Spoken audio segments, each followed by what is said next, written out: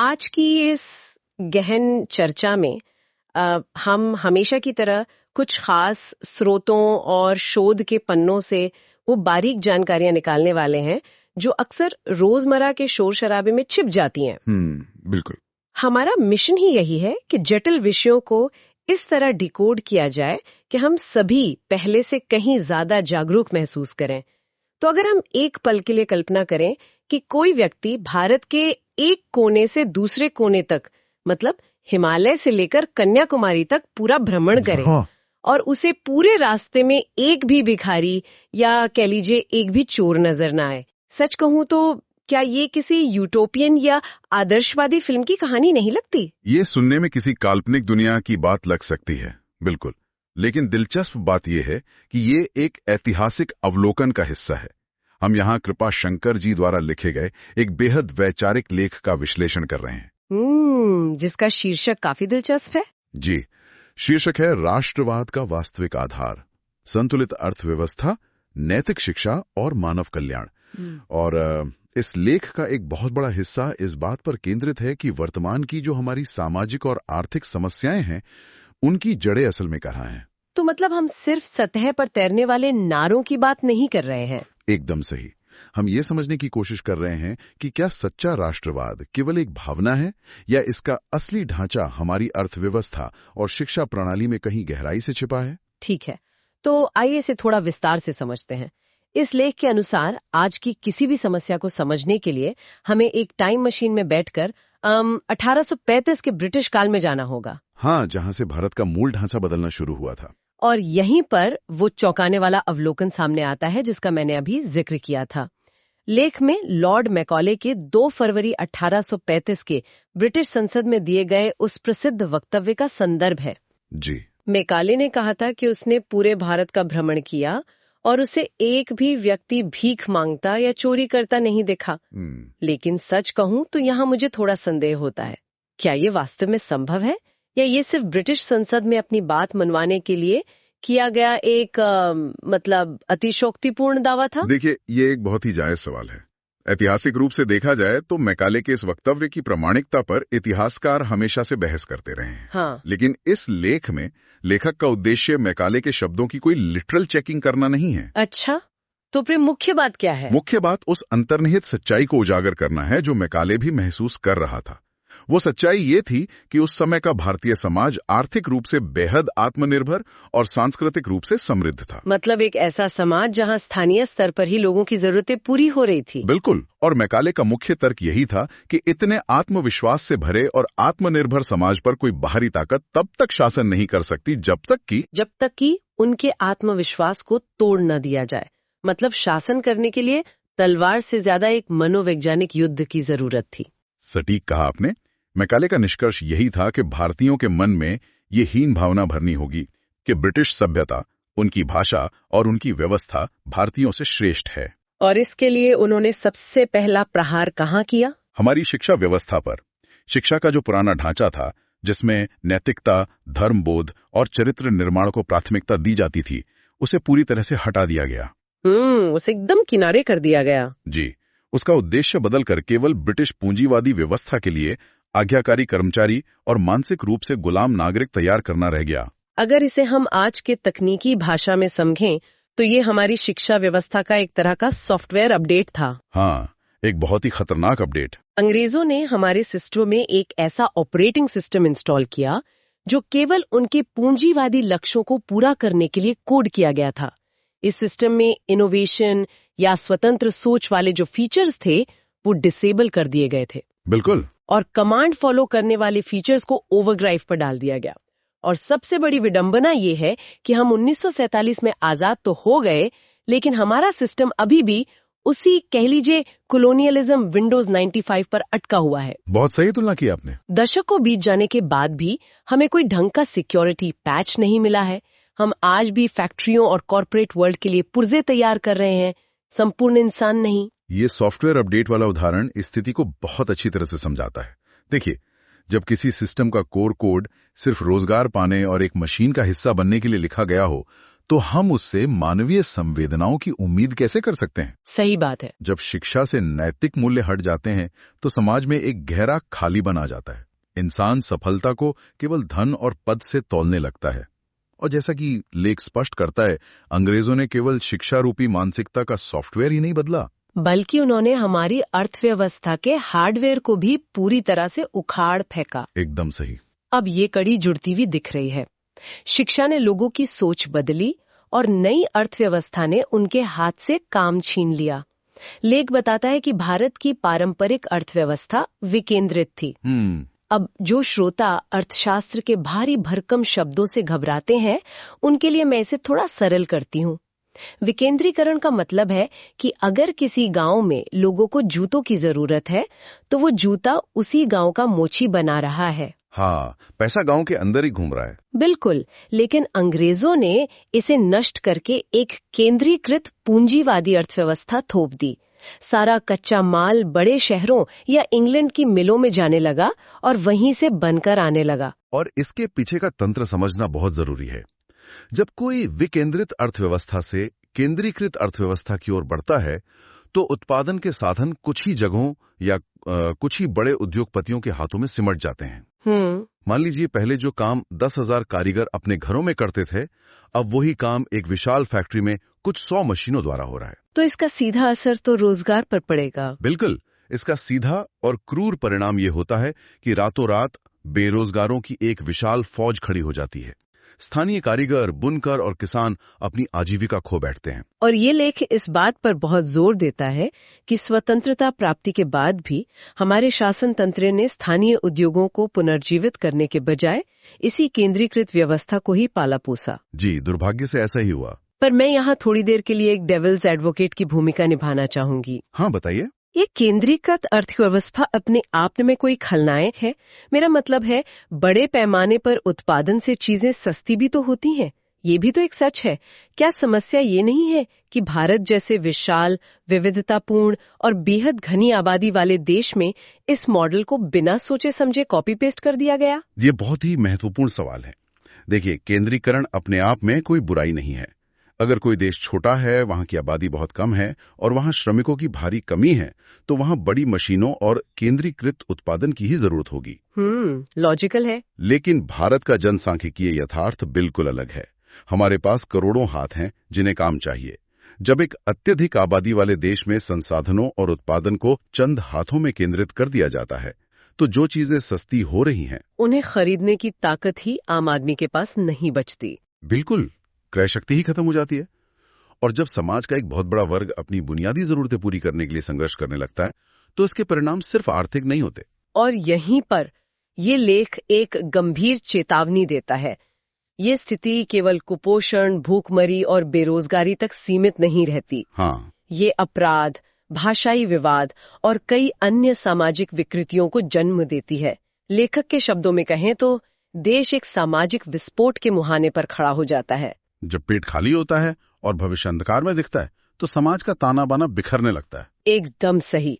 हम इसे ऐसे समझ सकते हैं कि बेरोजगारी और गरीबी केवल व्यक्तिगत विफलताएं नहीं हैं, ये एक बीमार आर्थिक प्रणाली के लक्षण हैं। बीमारी के सिम्टम्स हैं।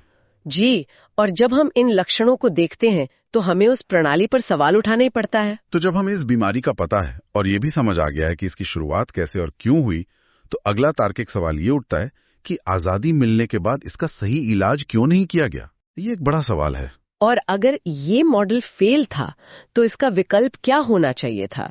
लेख के अगले हिस्से में लेखक ने एक आदर्श आर्थिक मॉडल का पूरा खाका खींचा है। ये वो ब्लूप्रिंट है जो उनके अनुसार स्वतंत्रता के बाद लागू किया जाना चाहिए था। हाँ, लेखक ने कुछ बहुत ही ठोस और स्पष्ट समाधान प्रस्तावित किए हैं। सबसे पहला और शायद सबसे विवादास्पद बिंदु जो वे उठाते हैं, वो है धन संग्रह की सीमा तय करना। अच्छा। उनका तर्क है कि संविधान में यह स्पष्ट रूप से तय होना चाहिए था कि कोई व्यक्ति या संस्था कितना धन जमा कर सकती है। असीमित धन संचय को रोकने की बात कही गई है। और इसके समानांतर राज्य को हर नागरिक की 5 बुनियादी आवश्यकताओं, भोजन, वस्त्र, आवास, शिक्षा और चिकित्सा की गारंटी लेनी चाहिए थी। लेकिन एक विशाल आबादी को ये 5 चीजें मुफ्त में बांटना तो किसी भी देश के खजाने को खाली कर देगा। इसका आर्थिक आधार क्या होगा? इसलिए लेख में जो अगला समाधान है, वो खैरात बांटने का नहीं है, बल्कि रोजगार पैदा करने का है। लेखक का मानना है कि कृषि को महज एक जीवन निर्वाह का साधन मानने के बजाय उसे बाकायदा उद्योग का दर्जा दिया जाना चाहिए था। ये बहुत दिलचस्प है। कृषि को उद्योग का दर्जा देने का मतलब क्या होगा?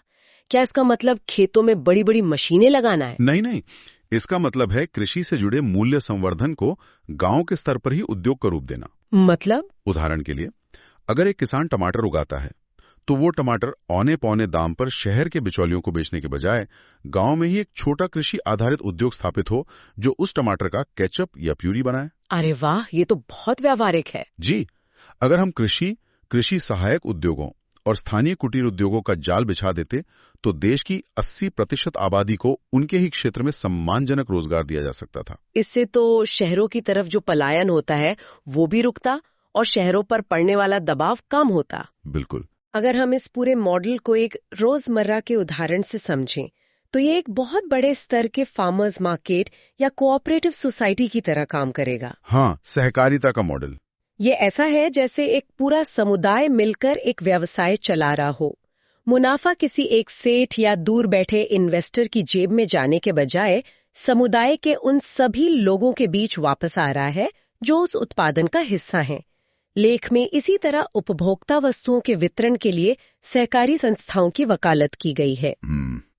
इस सहकारिता मॉडल का अर्थशास्त्र बहुत ही शानदार है। जब उपभोक्ता और उत्पादक सीधे जुड़ते हैं तो बिचौलियों की मुनाफाखोरी और कालाबाजारी खत्म हो जाती है। सही बात है। जब उद्योग सहकारिता के आधार पर चलते हैं तो सबसे बड़ा बदलाव यह आता है कि आम आदमी की क्रय शक्ति बढ़ जाती है। और अर्थशास्त्र का बुनियादी नियम है कि जब आम आदमी के हाथ में पैसा होता है तो वो उसे बाजार में खर्च करता है, जिससे अर्थव्यवस्था में वास्तविक और जमीनी उछाल आता है। एकदम। ये एक स्वस्थ अर्थव्यवस्था की रीढ़ है। लेकिन देखिए, यहाँ लेख में एक ऐसा सुझाव है जिसे पढ़कर मैं थोड़ा ठिठक गई। कौन सा सुझाव?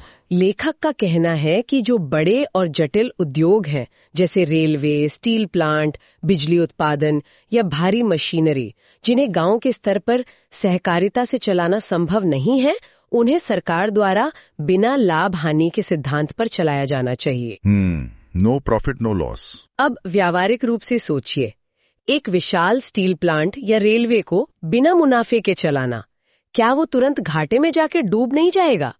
ये सुनने में बहुत आदर्शवादी लगता है। सच में क्या ये संभव है? ये एक स्वाभाविक संदेह है, लेकिन बिना लाभ हानि का मतलब ये नहीं है कि वो उद्योग घाटे में चलेगा या कर्मचारियों को वेतन नहीं मिलेगा। तो फिर इसका असली तंत्र क्या है? इसे एक राष्ट्रीय राजमार्ग की तरह सोचिए। सरकार का उद्देश्य उस सड़क से मुनाफा कमाना नहीं होता। सड़क का उद्देश्य है कि उस पर व्यापार सुचारू रूप से चले, माल एक जगह से दूसरी जगह जल्दी पहुंचे ताकि पूरा देश समृद्ध हो सके। अच्छा, इस नजरिए से देखे तो? जी।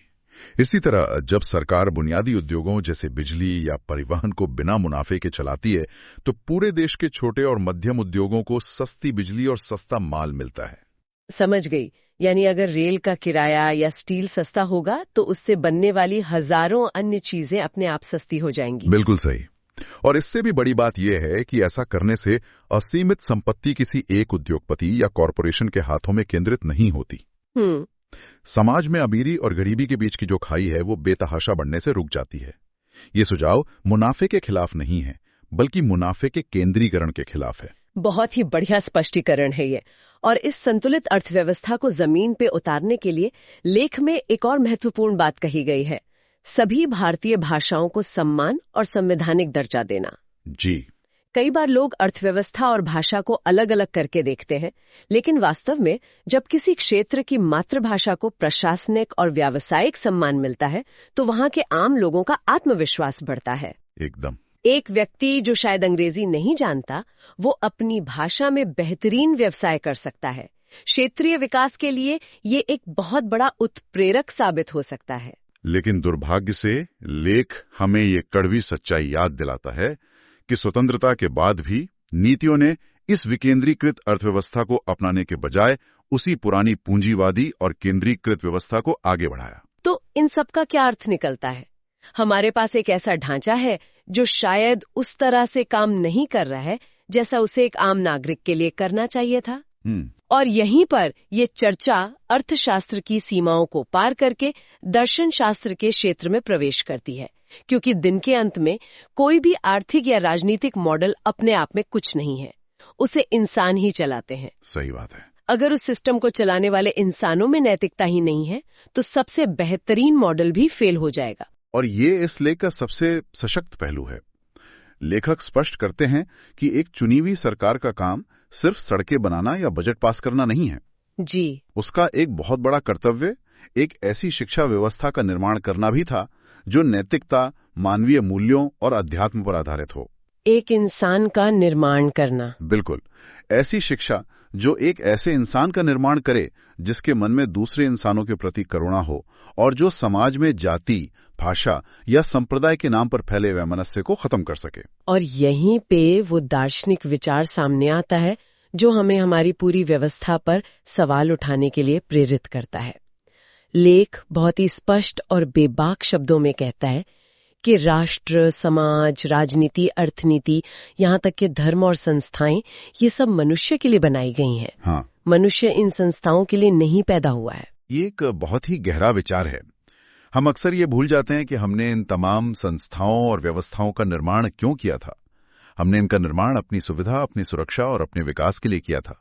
ये सब महज एक उपकरण है। इस बात को अगर एक बहुत ही सरल उदाहरण से समझें, मान लीजिए हमारे पास लकड़ी काटने के लिए एक आरी है। वह एक बहुत अच्छा उपकरण है। लेकिन अगर वो आरी लकड़ी काटने के बजाय हमारे ही हाथ काटने लगे तो क्या हमें उसका इस्तेमाल करते रहना चाहिए? जाहिर है नहीं। बिल्कुल नहीं। जब कोई संस्था या व्यवस्था मनुष्य का ही शोषण करने लगे, उसे कुचलने और दबाने का माध्यम बन जाए, तो उसका नैतिक आधार ही पूरी तरह से खत्म हो जाता है। और यही वो मोड़ है जहां लेखक राष्ट्रवाद की वर्तमान लहर और उसके नारों पर एक बहुत बड़ा प्रश्न चिन्ह लगाता है। क्या सवाल उठाते हैं वो? लेखक बहुत ही तीखा सवाल पूछते हैं। जिस देश के नागरिक अपनी बुनियादी जरूरतों जैसे 2 वक्त की रोटी, इलाज और शिक्षा के लिए संघर्ष कर रहे हों, जो आर्थिक और सामाजिक रूप से शोषित हों, जहां लोग अभाव में जी रहे हों, वहां खोखले राष्ट्रवादी नारों का क्या मूल्य रह जाता है? एक भूखे इंसान के लिए राष्ट्रवाद का आखिर क्या अर्थ है? ये सचमुच सोचने पर मजबूर करता है। भूखे पेट से आप देशभक्ति के गीत नहीं गा सकते। आज हमारा सबसे बड़ा और पहला कर्तव्य मनुष्य को बचाना है। एकदम सही। अगर इंसान ही सुरक्षित नहीं रहेगा, अगर उसकी गरिमा ही मिट्टी में मिल जाएगी, तो फिर इन सारी इमारतों, संस्थाओं और व्यवस्थाओं का कोई औचित्य नहीं बचता। इस पूरे विचार को अगर हम व्यापक परिप्रेक्ष्य में देखें तो हमें समझ आता है कि असली राष्ट्र सेवा या सच्चा राष्ट्रवाद केवल सीमाओं की रक्षा करने या हथियार जमा करने तक सीमित नहीं है। जी। लेख हमें याद दिलाता है कि केवल हथियार कभी भी किसी राष्ट्र की आंतरिक सुरक्षा की गारंटी नहीं दे सकते। एक देश की वास्तविक और स्थायी सुरक्षा केवल एक संतुलित अर्थव्यवस्था, एक विकसित संस्कृति और ऐसी मानवीय शिक्षा से ही आ सकती है जो एक जागरूक और स्वस्थ समाज का निर्माण करे। तो वो ये है कि सच्चा राष्ट्रवाद एक राजनीतिक स्टंट या भावनात्मक लहर नहीं हो सकता। ये एक ऐसा समाज बनाने का संकल्प है जहां अर्थव्यवस्था का संतुलन और संसाधनों का लाभ अंतिम कतार में खड़े व्यक्ति तक पहुंचे। बिल्कुल। जहां शिक्षा हमें केवल एक कॉर्पोरेट मशीन का पुर्जा ना बनाए, बल्कि एक संवेदनशील और नैतिक मनुष्य बनाए। और इस पूरी चर्चा का समापन करते हुए लेखक ने भारतीय दर्शन के उस मूल श्लोक का संदर्भ दिया है जो हमेशा से हमारे समाज का सबसे ऊंचा आदर्श रहा है। सर्वे भवन्तु सुखिनः, सर्वे सन्तु निरामया। अर्थात सभी सुखी हों, सभी रोग मुक्त हों, सभी का कल्याण हो और कोई भी दुख का भागी न बने। आज के समय में मानवता को पतन से बचाना ही सबसे बड़ा राष्ट्र धर्म है। सही कहा। और जैसा कि उपनिषद का एक वाक्य लेख में उद्धृत किया गया है, नान्यः पंथा विद्यते अयनाय, जिसका अर्थ है कि मानव कल्याण के सिवा मुक्ति या सही विकास का कोई दूसरा मार्ग नहीं है। यह चर्चा हमें सच में एक नया चश्मा देती है। ये सोचने पर मजबूर करती है कि किसी भी देश के विकास का पैमाना केवल शेयर बाजार का सूचकांक या जीडीपी के भारी भरकम आंकड़े नहीं हो सकते। बिल्कुल नहीं। असली पैमाना ये होना चाहिए कि क्या समाज के सबसे कमजोर और अंतिम व्यक्ति की बुनियादी जरूरतें आसानी से पूरी हो रही हैं या नहीं। और इसी के साथ हम आज के इस सत्र के बिल्कुल अंत में आ पहुंचे हैं। जी। लेकिन जाने से पहले एक विचार मैं यहाँ छोड़ना चाहूंगी। हमने इस पूरी चर्चा में देखा कि कैसे किसी देश की असली सुरक्षा और उसका वास्तविक राष्ट्रवाद हथियारों या नारों से नहीं, बल्कि नागरिकों के कल्याण और एक संतुलित आर्थिक ढांचे से तय होता है। तो जरा सोचने वाली बात है, अगर आज पूरी दुनिया के देश जो राष्ट्रीय रक्षा के नाम पर हथियारों पर अरबों खरबों खर्च करते हैं, उसी बजट का एक बड़ा हिस्सा मानव कल्याण को ही असली रक्षा मानकर शिक्षा, स्वास्थ्य और स्थानीय रोजगार पर खर्च करने लगे, तो क्या इस विश्व की तस्वीर पूरी तरह से नहीं बदल जाएगी? यह एक बहुत ही गहरा विचार है। क्या भूख, अपराध और युद्ध अपने आप ही कम नहीं हो जाएंगे? यह एक ऐसा विचार है जिस पर हम सभी को गहराई से सोचना चाहिए। आज की इस गहन चर्चा में जुड़ने के लिए बहुत बहुत धन्यवाद। मिलते हैं अगली बार एक नए विषय और एक नई सोच के साथ।